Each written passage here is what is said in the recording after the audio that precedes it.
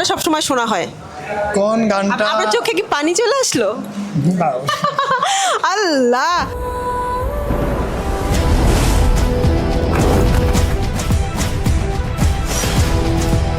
আপনি পূজা চেরির ফ্যান?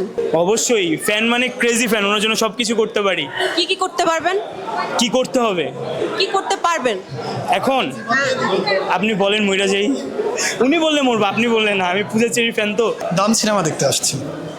দম সিনেমা কোথা থেকে এসেছেন? সিরাজগঞ্জ থেকে আসছি।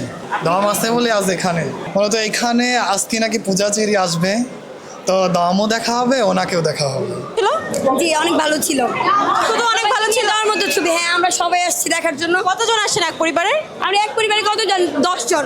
10 জন? জি জি আমরা 10 জন, আর আমরা 2 দিন আগে টিকিট কাটছি, কনফার্ম করছি, তারপর আমরা আজকে আসছি সবাই। মুভি তো ভালো লাগছে বললেন। একদম জোশ ছিল, একদম সামাজিক মুভি যেখানে সব কিছু ছিল। জি খুব ভালো ছিল, ভালো লেগেছে, খুবই ভালো। 10/10 বেস্ট, অনেক বেশি ভালো লেগেছে। অ্যান্ড নিশো ভাইয়ের অ্যাক্টিং তো সবসময় অনেক বেশি ভালো লাগে, সো এটার বলার কিছু নেই। আর রেদওয়ান রনি এত বছর পরে ওর কাছ থেকে আসলে এটাই এক্সপেক্টেড ছিল। Very nice. Loved it. Very nice picture. After a long time. ভালো লেগেছে।